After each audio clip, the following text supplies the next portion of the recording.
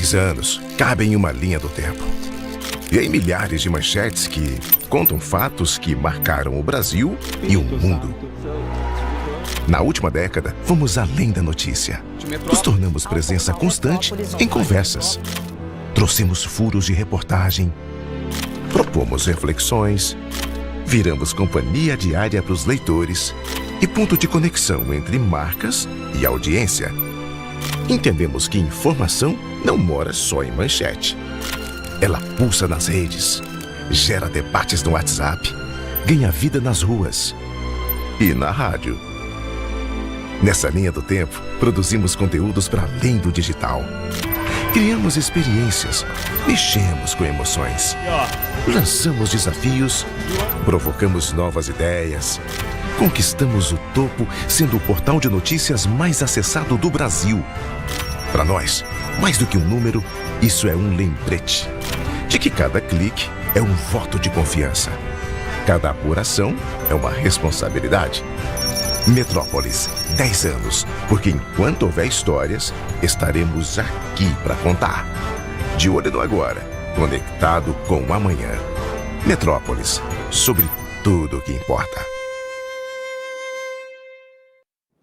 Olá, para você que nos acompanha aqui no Portal Metrópolis. Hoje nós vamos conversar com o governador de Minas Gerais, Romeu Zema. Vamos abordar vários assuntos: segurança pública, eleições de 2026, governo Lula. Então, seja muito bem-vindo ao Metrópolis, governador Romeu Zema. Bom dia, Capelli. Bom dia para quem está nos acompanhando. Um grande prazer estar aqui com vocês. Governador, nas eleições do ano que vem, 2 temas serão preponderantes. Nas eleições em geral, a economia é a questão que manda, mas nas eleições do ano que vem, o tema da segurança pública será igualmente importante ou até mais. Isso porque a população está cansada do narcotráfico no Brasil. Teve também a questão da operação policial realizada no Rio de Janeiro, em que matou mais de 100 suspeitos, 4 policiais mortos, que foi criado inclusive o consórcio da paz, que vocês chamam, o consórcio de governadores conservadores. E então queria começar por esse tema, o tema da segurança pública. Como o senhor enxerga os projetos que estão em tramitação na Câmara, sobretudo o PL antifacção relatado por Guilherme Derrite, que o senhor bem conhece, secretário de Segurança de São Paulo, que voltou para Brasília para relatar o texto. Quais os avanços que o senhor considera necessários para endurecer as penas, o enfrentamento ao crime organizado? Bom, Capelli, o Brasil, infelizmente, é o campeão mundial de homicídios há décadas. 40 mil vidas, no mínimo, são perdidas aqui no Brasil por ano. E um governo que fala tanto no social, me parece que não está nem um pouco envolvido em querer melhorar essa questão. Depois da operação no Rio de Janeiro, acho que o brasileiro acompanhou, ele viu que quem mais aprovou aquele tipo de operação é quem estava sofrendo a consequência, lá na comunidade. É aquele que é extorquido pelo crime organizado na hora de pagar a conta de energia, a conta de água, a conta de internet, que o seu carro não pode entrar e subir porque tem barricada. Nós temos aqui essas áreas que são verdadeiramente territórios do crime organizado. E conviver com isso é um terror para quem mora ali. Até para você, para mim, que não moramos nessas áreas controladas, não temos tanto problema. Mas hoje, no mínimo, 30 milhões de brasileiros estão vivendo em áreas controladas pelo crime. Ceará, problema seríssimo lá. E quem está ali tem um estabelecimento, tem um salão de beleza, tem de pagar uma mensalidade para o crime organizado. Nós precisamos mobilizar o Estado. Quando eu falo Estado, é o município, é o Estado estadual, é o Estado federal, contra essas facções. E o evento no Rio de Janeiro, fui lá dar os meus parabéns ao governador Cláudio Castro, mostrou que tem total apoio da população. E é o caminho. Tenho certeza que hoje lá, quem é jovem e estava seduzido pelo crime organizado já está pensando 500 vezes se vale a pena ou não participar daquela vida que muitas vezes seduz jovens, porque vai ganhar muito dinheiro, vai ficar temido na comunidade. é uma vida que se vende como glamurosa, chamativa e por aí vai. E ontem nós tivemos um avanço muito expressivo, e o bom é que quem conduziu esse processo, o Derrite, o deputado, ex-secretário de Segurança Pública de São Paulo, é alguém que já viveu. Não foi antropólogo, não foi sociólogo, não foi assistente social, não foi ninguém que nunca teve de enfrentar o crime organizado. Eu sou até adepto, Capelli, que quem opina sobre criminalidade deveria necessariamente ter tido uma residência em combater a criminalidade. É um absurdo você ver advogados, juízes, magistrados, etc., interpretando, né, o criminoso como a vítima, como alguém que foi esquecido pela sociedade. Agora, quem já combateu o crime como o Derrite sabe muito bem. Então, o Hugo Mota foi muito feliz em colocar o Derrite como relator. É um avanço muito grande esse aumento das penas, acabar com qualquer tipo de privilégio, como saidinha, redução da pena, etc. Isso é o que precisa, colocar um custo alto. Agora, eu, como governador de Minas, gostaria que fosse mais. Eu queria que as organizações fossem enquadradas como terroristas. O governo é contra, o governo federal. É contra. Eu gostaria. Eu acho que o Brasil precisa, inclusive, de cooperação internacional para combater. Esse pessoal tem tentáculos em diversos países e como você tem essa caracterização de grupo terrorista, você consegue essa cooperação para combatê-los mais eficientemente. Importante a gente dar um contexto para quem está nos assistindo agora, que a direita em si é a favor de classificar PCC e Comando Vermelho como organizações terroristas e o governo Lula é contra. E por quê? O governo federal argumenta que enquadrar PCC e CB como terroristas fere a legislação brasileira, porque não tem um comportamento ali contra determinado grupo étnico, enfim, isso feriria a legislação brasileira. E tem também um bastidor, que o Planalto não fala abertamente, mas que é um temor do governo Lula, de que ao classificar organizações do narcotráfico como terroristas, eles temem que os Estados Unidos possam intervir e fazer ações militares no Brasil sob pretexto de combater o terrorismo, porque isso daria uma margem no campo internacional para uma maior interferência dos Estados Unidos em ações militares no Brasil, sem a autorização do governo brasileiro. O senhor acredita que tem essa possibilidade de os Estados Unidos usarem isso para tentar eles próprios combaterem essas organizações sem um aval, sem um diálogo com o governo Lula? Acho isso extremamente pouco provável.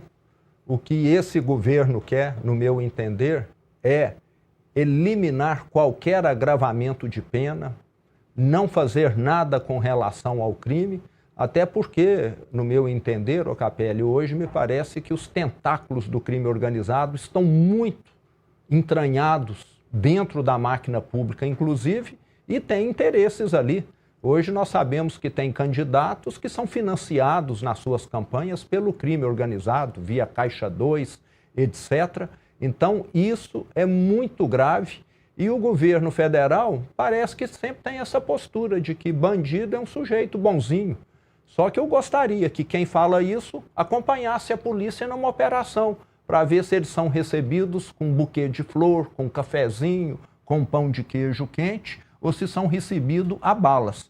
Porque quem acompanha a criminalidade sabe que tem de ter rigidez total nesse combate.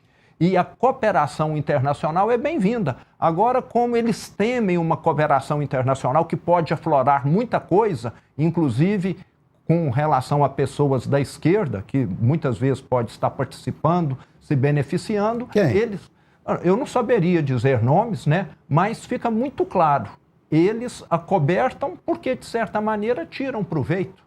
Nós temos de lembrar aqui... De que forma? Capelli, o crime organizado hoje, ele fornece mais de 1/3 dos cigarros consumidos no Brasil que vem de fora.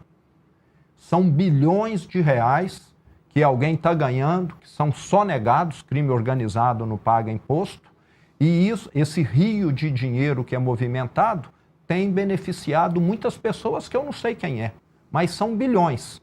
nós estamos falando de cigarro, nós estamos falando dos gatos para todo lugar aí, principalmente no Rio de Janeiro. A Companhia de Energia do Rio está falida, porque o que ela vende, ela não recebe. É praticamente tudo gato. Quem que recebe isso? O crime organizado. Então, nós temos hoje grandes interesses no Brasil e isso atrapalha o desenvolvimento. Nós estamos falando de não arrecadação, nós estamos falando da não criação de bons empregos. Quem vai trabalhar nesses locais não é nada formalizado, não tem nenhuma perspectiva de desenvolvimento, e isso tem sido um peso para a sociedade, para a economia do Brasil, o crime organizado. O Brasil poderia estar crescendo muito mais não tivesse esse câncer aqui chamado facções criminosas e crime organizado. Governador, o senhor fez críticas a especialistas que se colocam como especialistas em segurança pública e comentam, por exemplo, a operação que teve no Rio de Janeiro com críticas. Teve algum comentário desses que o senhor ouviu que lhe chamou mais a atenção para o senhor externar essa crítica aqui no programa? Eu iria diretamente ao presidente. O presidente deveria ter lamentado as 4 vidas perdidas dos profissionais da segurança pública. Esses profissionais da segurança pública que têm família, que estavam defendendo o Estado e o Estado de Direito e os brasileiros de bem, tiveram as suas vidas interrompidas. Agora o presidente foi se manifestar a favor do cento e alguma coisa lá. Falou em matança. Falou em matança. Na minha opinião, aquilo foi uma ação policial eficiente. Matou quem? Quem recebeu a polícia a bala. A polícia tinha um mandado de prisão, foi recebida a bala e ela vai reagir como? Ela vai ficar andando e levando tiro? Não vai. Ela vai revidar. Foi o que aconteceu. Todos tiveram a oportunidade de se entregar. Muitos estão detidos hoje, vivos, porque se entregaram. Só perderam a vida aqueles que revidaram. Então, lamentável uma declaração dessa da principal autoridade do Brasil. Pode ser considerada eficiente uma operação que teve abaixo de 4 policiais? São 4 policiais que perderam as vidas, 4 famílias que ficaram sem... Por esse lado, diria que não, né? O ideal é que não tivesse tido nenhuma perda. E, além de perder 4 vidas, tivemos pessoas feridas, alguns gravemente, né? Inclusive com perda do membro inferior. Então, por esse lado aí, não. Mas, pelo lado de não ter tido nenhum inocente que foi atingido, aí foi sim. Sim, porque a polícia ela fez uma operação de modo que conseguiu botar no meio da mata as pessoas que estavam ali trocando tiros, a polícia encurralou e dessa forma fez essa operação policial. Inclusive a gente exibiu vídeos aqui no Metrópolis, governador, que mostram os traficantes atirando, disparando e ferindo policiais militares também, para não parecer que foi algo que não houve uma troca de tiros, não houve confronto, foram mortos 4 policiais. É importante destacar e dar apoio às forças de segurança, afinal eles estão ali fazendo o papel deles, né? Os políticos têm ali no andar de cima a ordem e os policiais executam ali no operacional. Exato. Em relação ao Consórcio da Paz, né, que reúne governadores, entre eles o senhor, que estão discutindo o tema da segurança pública, prestando ali apoio ao Cláudio Castro, governador do Rio de Janeiro. Tem pesquisas que mostram uma adesão grande da população a essa operação policial no Rio de Janeiro. Mas também há pesquisas que mostram que parcela considerável da população vê o Consórcio da Paz como um grupo com objetivos eleitorais, eleitoreiros. O Consórcio da Paz é eleitoreiro? Bom, Capelli, vamos aqui esclarecer muito bem. Nós já temos um comitê, um grupo de trabalho de segurança pública no Consórcio Sul-Sudeste, o COSUD, que, inclusive, em março do ano passado, eu e os 6 governadores do Sul e do Sudeste, nós somos 7, os 3 estados do Sul, os 4 do Sudeste, levamos ao ministro Lewandowski 3 sugestões muito simples para combater a criminalidade. Infelizmente, nenhuma entrou na PEC. E olhe só que são coisas simples e básicas. Uma delas, quem romper tornozeleira eletrônica terá a sua prisão decretada automaticamente. Não precisa passar por nenhum juiz julgar e avaliar. Hoje, quem rompe a tornozeleira eletrônica, que está nessa liberdade condicional, vigiada, precisa ter um novo mandato de prisão para ser detido. Para mim, romper tornozeleira eletrônica é o mesmo que pular o muro do presídio, concorda? Deveria ser automático, básico. Outro ponto que nós queremos, quem tem mais de 3 passagens pela polícia pelo mesmo delito, na audiência de custódia, não ser liberado. Em Minas Gerais, nós temos um caso que eu vi, uma pessoa que tem 88 ocorrências de furtos, de roubo de celular, deve estar roubando mais uma vez hoje e vai ser solto amanhã na audiência de custódia. Então, nós queremos que essas pessoas fiquem detidas. E o terceiro ponto, muito simples também, é que o policial tenha liberdade de abordagem. Hoje nós temos muitos policiais em todo o Brasil respondendo processos porque abordaram alguém que tenha característica X e foram taxados de X-fóbicos.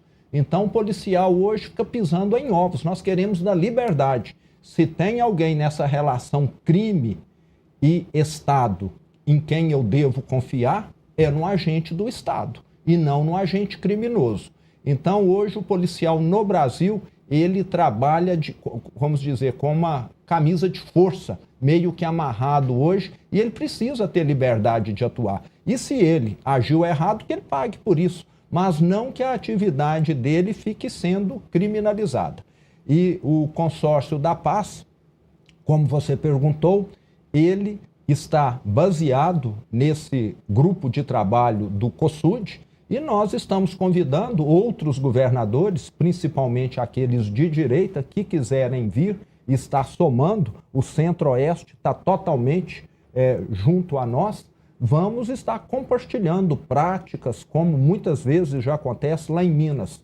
Nós temos lá seminários de segurança pública que vão pessoas do Brasil todo. Queremos um Estado estar contribuindo com o outro, já que o governo federal não cede blindado para quem quer combater o crime, um Estado vai estar dando apoio ao outro, sim. Mas e essa questão de parcela da população, segundo pesquisas, enxergarem o Consórcio da Paz como algo eleitoreiro, que foi agora oficializado, né, após a operação no Rio de Janeiro, para tentar surfar nessa questão da segurança pública e atingir objetivos no ano de véspera, às vésperas de um ano eleitoral?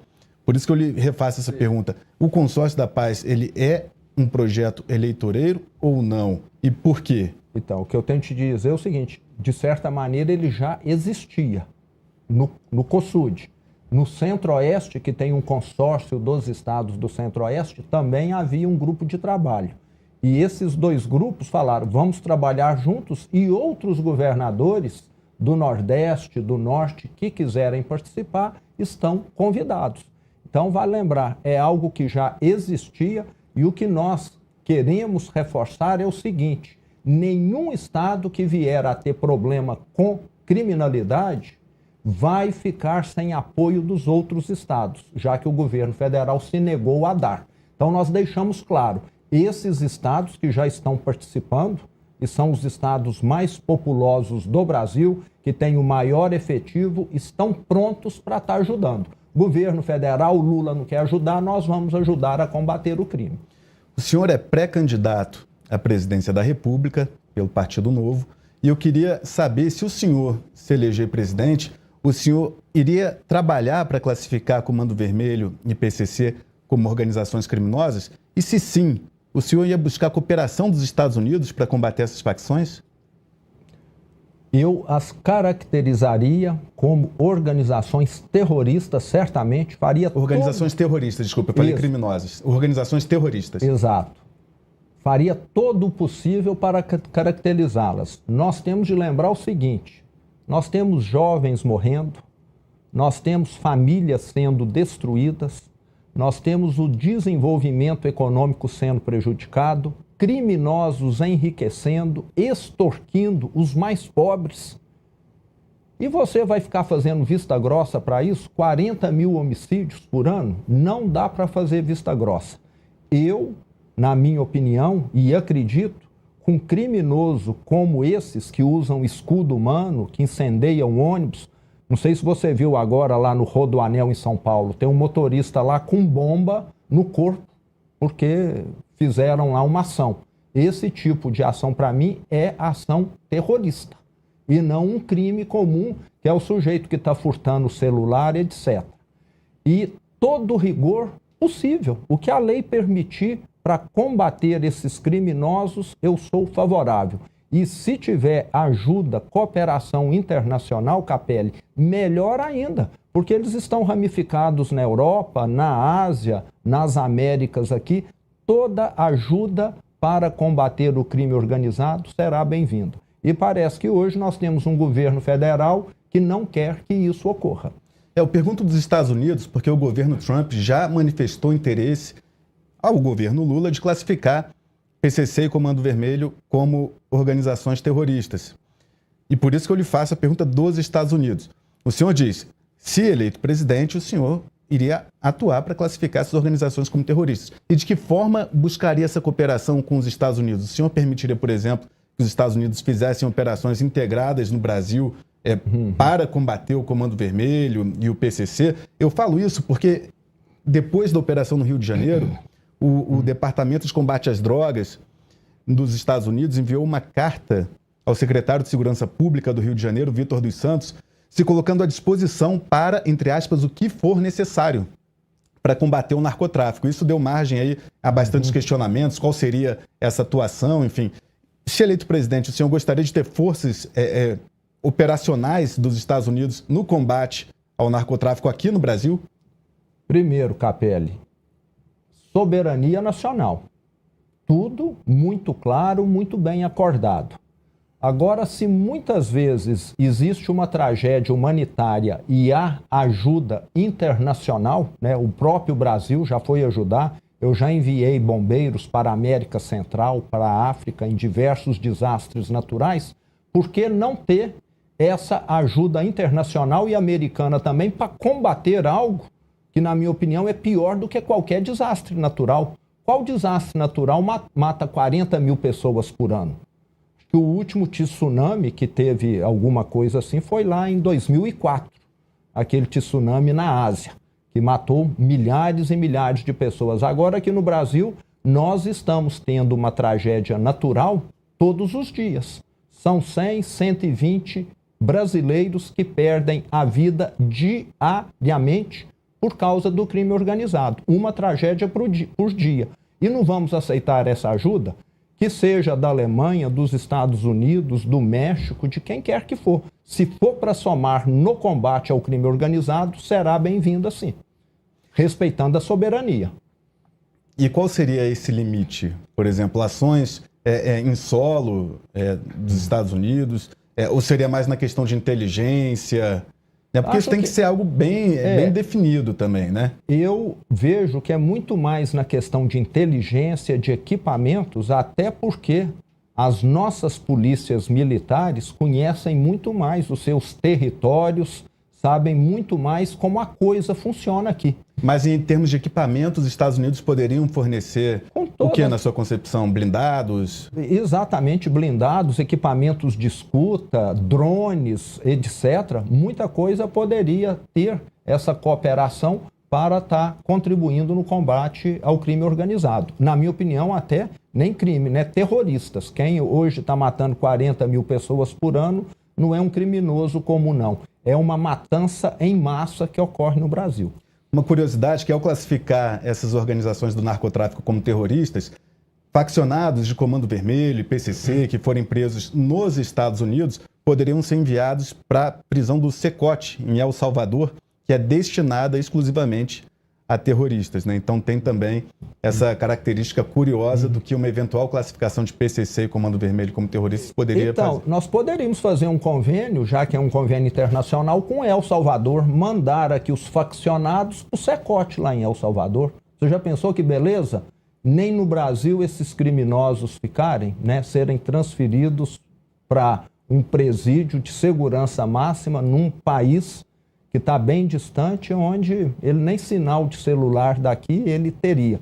E falando em El Salvador, não me lembro se da última vez que eu estive aqui eu já havia ido ou não, foi naquela época que eu estive em El Salvador, se não me engano, em abril ou maio, e lá é um exemplo que, infelizmente, Capelli, a mídia aqui no Brasil não divulga.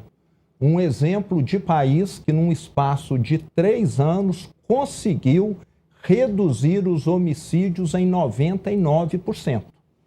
Era o país mais perigoso e violento das Américas, e acho que do mundo, e hoje está junto com o Canadá como o mais seguro das Américas e um dos mais seguros do mundo. O que aconteceu lá? Construíram o Secote, mudaram a lei, todo faccionado, toda organização criminosa foi equiparada a terrorista e todos estão presos. E qual que é a aprovação popular lá? Mais de 90% do presidente. E eu que sabia dessa situação, fiz questão de ir lá ver em loco. Conversei lá nos 3 dias que eu estive com mais de 50 pessoas, todas apoiando incondicionalmente essas ações do governo federal.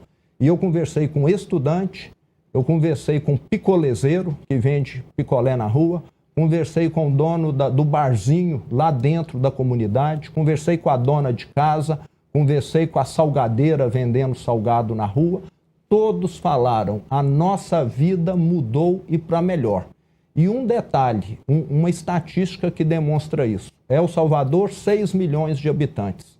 300 mil voltaram nos últimos 2, 3 anos para poder morar lá novamente, porque já tinham desistido devido à violência. Um país que voltou a ter crescimento econômico, que o turismo está bombando, vi isso lá na hora que eu voltei, surfistas brasileiros falando, aqui a gente não acha hotel mais. Eu venho aqui há muitos anos e lotado o país em termos de turismo. Então dá para ver que existe coisa que funciona, mas parece que a mídia aqui no Brasil não gosta muito de mostrar aquilo que dá certo contra a criminalidade. Não sei se estão tirando vantagem também. Vai ser uma proposta sua nas eleições do ano que vem fazer um convênio com El Salvador para enviar faccionados de PCC e Comando Vermelho para o temido presídio do Secote? Se não for possível isso, acho que nós tínhamos de construir pelo menos um Secote no meio da floresta amazônica, você entendeu? Num lugar bem isolado e falar terrorista, membro de organização criminosa vai ficar aqui agora nesse Secote brasileiro aqui, sem acesso a nada, totalmente isolado. Quais seriam as características desse presídio federal que o senhor propõe? Primeiro, isolado, né, somente com uma pista de pouso, né, e fortemente armado para qualquer outra aeronave que não autorizada que chegasse ali, não ter condição de descer, esse acesso somente aéreo e segurança máxima. E quem tentasse fugir, com certeza, não iria sobreviver na floresta. Vamos dizer que seria uma Alcatraz da selva, né, e não uma Alcatraz do mar ali, alguma coisa assim. Porque nós precisamos dar essa resposta. Nós precisamos mostrar que existe um lugar adequado para essas pessoas que matam 10, 20, 30, igual a gente mata barata. Para a gente encerrar o tema da segurança pública e passar para outras pautas também, um ponto que é inevitável a gente falar, governador, é o seguinte, que não basta só a polícia entrar com um fuzil e fazer operações como essa que fez no Rio de Janeiro.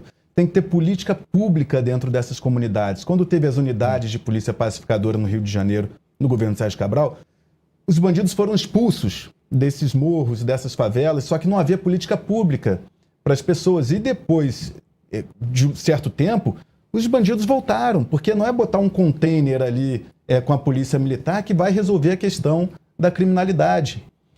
Por que há tanta dificuldade do poder público? Aqui eu não falo de prefeitura, de governo estadual, de governo federal, eu falo do poder público como um todo, de ofertar serviços de qualidade para essas pessoas que precisam, estão nessas áreas mais pobres? Concordo totalmente. Lá no Rio de Janeiro, nós tivemos no passado uma experiência bem-sucedida que não teve continuidade. Em determinado momento, houve uma retração do Estado nas ações que estava fazendo lá. Quando eu falo Estado, município, Estado e governo federal. E o que nós precisamos é ter uma constância. O poder público no Brasil, Capelli, infelizmente, ele vai muito nas ondas eleitoreiras, né? Aquilo que é bom para a minha próxima eleição, eu vou fazer. Aquilo que é um projeto de Estado de longo prazo, se não for bom para mim, eu vou deixar aquilo lá morrer de inanição e vou partir para outra. Eu herdei um cemitério de obras inacabadas em Minas Gerais. O PT abandonou, acho que é porque antes foi o PSDB que havia começado essas obras, concluí todas. Então fica muito claro que não há essa preocupação com continuidade. E nós precisamos ter. E é um pacto que envolve municípios, que envolve também Estado e governo federal. E o que nós vimos agora lá no Rio de Janeiro foi o governo federal lavar as mãos. Eu não tenho nada a ver com isso aí e deixar o governador Cláudio Castro lá na mão. Se ele tivesse mandado, cedido blindados, algo que estava lá parado numa garagem, ele já teria dito, sinalizado: eu estou aqui do seu lado, governador. E isso inibe os criminosos. Então é necessário nós termos essa união e oferecer serviços bons nas comunidades. Boas creches, boas escolas, boa saúde. Isso é necessário para a população ver a presença do Estado. Porque senão, às vezes, é o criminoso que oferece e que fica sendo considerado o benfeitor. E eu incluiria aí também a questão de oportunidades de trabalho, né, de negócio, seja no empreendedorismo, seja fazendo uma função, exercendo uma função no mercado, né, porque realmente o que faz muitas pessoas, como o senhor bem disse, governador, entrarem para o mundo do crime é a possibilidade de ganhar dinheiro, né, que as pessoas muitas vezes buscam e não conseguem, e aquelas que são mais fracas acabam cedendo e indo para esse lado. E eu completo. E o custo baixo do crime, que agora vai aumentar com o PL do Derrite. Né? O custo do crime é baixo, por isso que fica convidativo. Por que vai aumentar o custo? Em vez dele ficar ali 2 anos, 3 anos detido, ele vai ficar agora talvez 20, 30 anos detido. O senhor fala do aumento das penas. O aumento das penas, isso. O custo aumenta. E nós temos muitos estudos, né? Eu já tive acesso com criminosos que falam: por que você entrou por crime? Ele fala: porque compensa. Eu vou ganhar tanto e o máximo que eu vou pagar é tanto. Ele faz a conta ali e vê que compensa. Agora não, vai ter uma mudança. Governador, eu publiquei na coluna semana passada que o ministro Alexandre de Moraes já olhou a cela para a qual pretende enviar Bolsonaro. Tirar Bolsonaro da domiciliar e enviar para um presídio. Se eleito presidente, o senhor atuará para tirar Bolsonaro da cadeia, para conceder uma anistia? Certamente. A ele e a todos que ainda estão detidos devido àquilo que foi chamado, né, de golpe, que não foi do dia 8 de janeiro de 2023. Nós precisamos passar uma borracha nesse episódio, que não foi golpe, foi um ato de vandalismo, condenável, errado, mas golpe não. Talvez seja o único golpe no mundo, se o nome é esse, né? Não armado, sem envolvimento de qualquer força de segurança. Baderneiros, depredadores que merecem pena, mas não de atentado ao Estado de Direito. Já tivemos muitas manifestações em Brasília com depredação e não foram taxadas de golpe. Então, é necessário nós darmos esse indulto a essas pessoas e principalmente ao presidente, que ainda tem problemas de saúde acarretados pela facada que ele sofreu lá em 2018. Como o senhor enxerga essa possibilidade de Bolsonaro deixar a prisão domiciliar e ir para um presídio? Eu vejo mais como um plano midiático da esquerda do que como uma necessidade. Mais esquerda, porque quem determina é o STF, não são os políticos. Mas nós temos de lembrar que estão bem conectados, né? Hoje nós temos um STF que parece que está muito tendencioso, né, a fazer aquilo que tem sido adequado para a esquerda, para o governo federal ou boa parte dos ministros. E nós temos de lembrar o seguinte, ele já está em prisão domiciliar há alguns meses, não tem causado nenhuma ação que possa justificar desobediência ao que foi determinado na sentença. Então, por que não mantê-lo lá, aonde fica mais fácil dele tratar da saúde, ter uma convivência com os familiares, receber algumas visitas, em vez de mandá-lo para o presídio? Ele não oferece nenhum perigo. O senhor já visitou Bolsonaro na prisão domiciliar ou pretende visitá-lo, seja na prisão domiciliar ou eventualmente em um presídio? Não, eu estive com ele exatamente na semana em que ele foi intimado e ainda não tive a oportunidade. Pretendo ir lá vê-lo sim. Uma pessoa com quem eu tive bastante contato na minha primeira gestão, quando ele era presidente, no início da segunda, e com quem eu me solidarizo. O senhor disse que teve contato na semana em que Bolsonaro foi intimado. Como é que foi o seu último contato com ele? Ele estava muito bem, ele só me reclamou da crise de soluço que ele estava tendo lá naquele dia especificamente. E eu fui até ele naquele momento, Capelli, para comunicá-lo em primeira mão da minha pré-candidatura a presidente. E o que ele disse? Falou, apoio totalmente, e disse, apoiarei todos os candidatos de direita. E quanto mais candidatos à direita tiver, melhor. Nós estamos falando de governadores bem avaliados nos seus respectivos estados e com toda certeza, quanto mais nós tivermos, mais votos a direita terá no primeiro turno e com boas chances de transferi-los para um segundo turno. Ou seja, nessa conversa, Bolsonaro disse que apoiaria todos, seja a sua candidatura, a candidatura de Tarcísio de Freitas, de Ronaldo Caiado, eventualmente de Ratinho Júnior, do PSD. Ele disse que quanto mais candidatos, melhor. Foi isso? Ele falou, a minha visão para a direita crescer é essa, quanto mais candidatos, melhor. Pode ser que a família, venha a decidir apoiar um desses candidatos em específico, ou então só falar, estamos apoiando os candidatos da direita. Aí é uma decisão que vai caber a eles. A informação que eu tenho é que a preferência segue ali pelo Tarcísio de Freitas, né, governador de São Paulo, que tem a preferência do Jair Bolsonaro para ser candidato à presidência.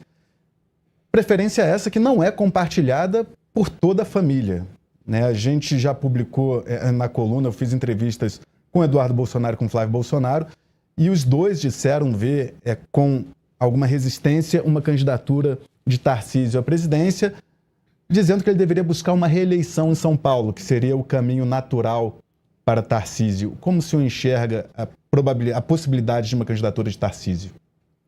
Tarcísio é um gestor excepcional, uma pessoa que eu aprendi a admirar, primeiro como ministro da infraestrutura, na minha primeira gestão, e depois como governador de São Paulo, um governador competente, extremamente bem avaliado, tem todas as condições de ser um presidente excepcional. Se ele vier a concorrer, ele vai estar somando muito para a direita. Agora vai caber a ele, ao partido dele, colocar na balança.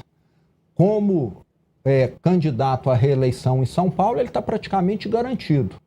Como candidato a presidente, as chances já não são tão grandes assim. Todos nós, pré-candidatos da direita, sabemos disso. Mas é uma decisão que vai caber a ele, ao partido dele, mas aonde ele estiver, eu tenho certeza que ele vai estar contribuindo, tanto com São Paulo quanto com o Brasil.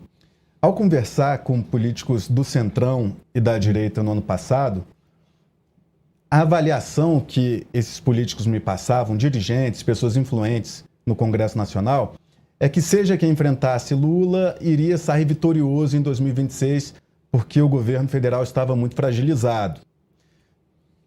Agora, né, em 2025, conversando com essas mesmas pessoas, a avaliação é que o Lula conseguiu, de certa forma, arrumar um pouco a casa.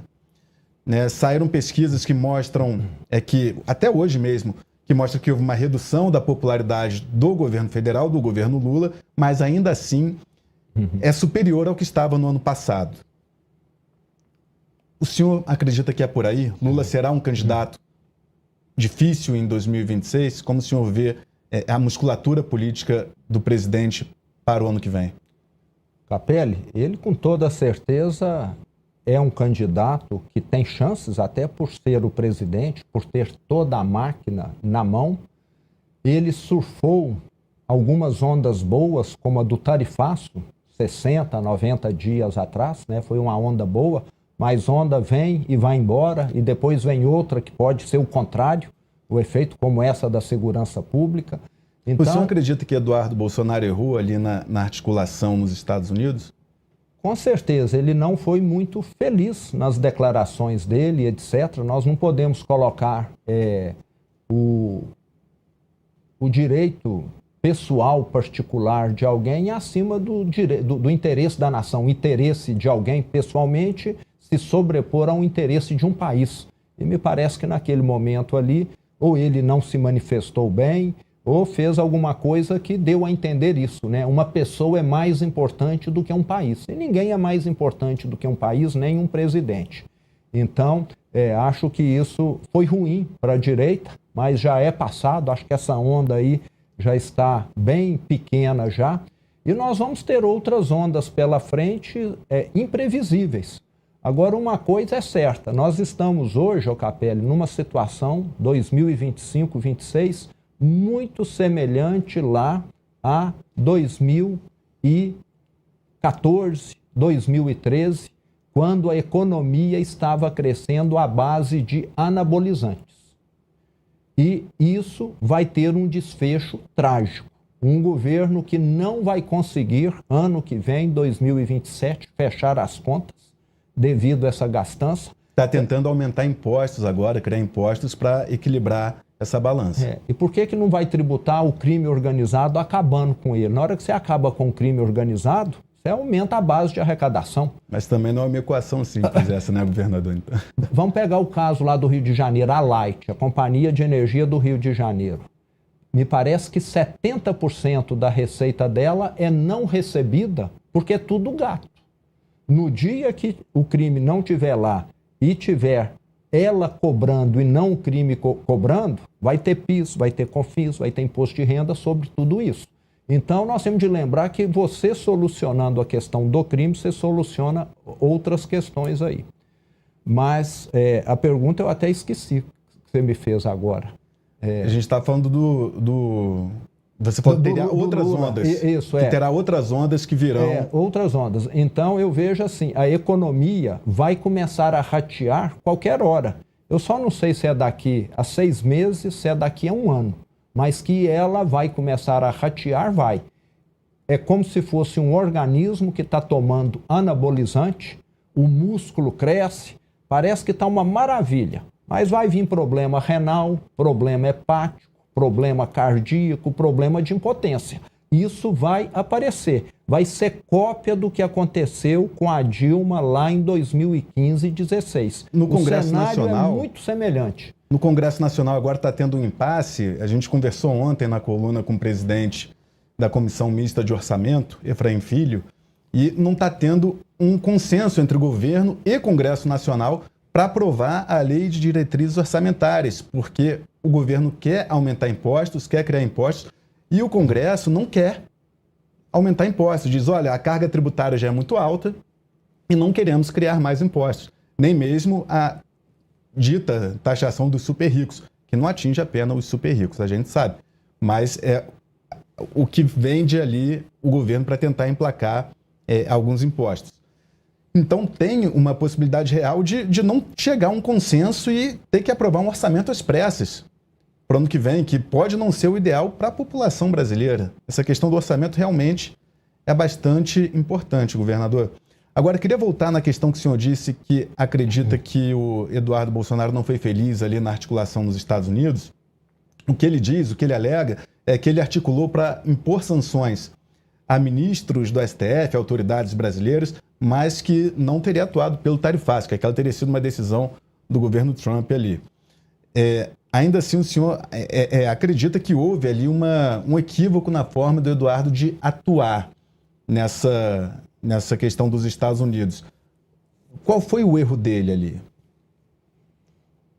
O Capelli, em determinado momento, né, ele parece ter se manifestado dizendo que caberia sanções ao Brasil porque determinadas pessoas estavam sendo condenadas, né? Eu sou favorável às sanções a quem está causando esse problema, aos ministros, aquelas pessoas que estão julgando de maneira tendenciosa e não aos 210 milhões de brasileiros. Ainda em relação a Eduardo, recentemente ele fez uma crítica pública ao deputado federal Nicolas Ferreira, dizendo que Nicolas estaria atuando para criar um grupo à parte de Bolsonaro. Como o senhor enxerga essa crítica? Nicolas, que é um deputado do seu estado, o deputado federal mais votado do seu estado, é pertinente a crítica que Eduardo Bolsonaro fez a Nicolas Ferreira ou não? O Nicolas é um excelente deputado, me dou muito bem com ele, com o Eduardo já estive diversas vezes, me dou bem.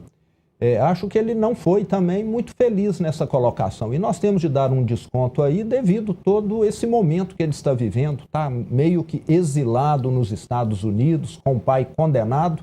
E a pessoa, quando está numa situação dessa, muitas vezes faz algumas declarações que não são muito pertinentes. O senhor falou que é favorável às sanções para o CPF, né, das pessoas, e não no tarifaço que acaba atingindo a economia brasileira como um todo. Falando em sanções a nível pessoal, teve o ministro Alexandre de Moraes, que foi sancionado com a mais severa das leis dos Estados Unidos, a Lei Magnitsky, e teve outros ministros que perderam o visto de entrada nos Estados Unidos. Se eleito presidente, o senhor atuaria para que houvesse o impeachment de magistrados do STF e quais, na sua concepção? Bom, Capelli, eu vejo que o Senado precisa exercer uma função que, me parece, ele não tem exercido. Eu falo que em todo lugar que tem pessoas, você tem pessoas boas e pessoas ruins. E a lei no Brasil hoje, da forma que ela está, ela considera que quem está na magistratura é perfeito.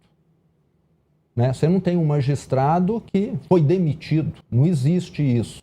99,5% dos magistrados são pessoas do bem que fazem o seu trabalho corretamente. Agora, aqueles que não são, precisam ser punidos da mesma maneira que um policial é punido, da mesma maneira que um presidente aqui no Brasil já foi punido com impeachment, etc. Então, nós precisamos avançar e depende muito do Senado. Aí eu acho que nós temos de fazer esse processo e quem vai ganhar com isso é a justiça, vale lembrar, porque ela vai passar a ter muito mais credibilidade. Hoje, quando nós temos um desembargador, um juiz, e são exceções, vale lembrar, que procedem mal, que entram em algum crime, vamos dizer assim, fica ruim para a classe toda. Mas me parece que o corporativismo acaba querendo protegê-los. Corporativismo não é bom nesse sentido, para proteger os ruins. Eu diria que ele pode funcionar na hora de promover, né, aquilo que a categoria precisa. Mas no Brasil, hoje, nós precisamos dessa mudança e o Senado é que vai ter de capitanear. Governador, a sua equipe está me acionando aqui, dizendo que o senhor tem outra agenda. Queria agradecer a sua participação, deixar aberto, caso queira fazer uma última declaração também, algum outro assunto que o senhor queira abordar.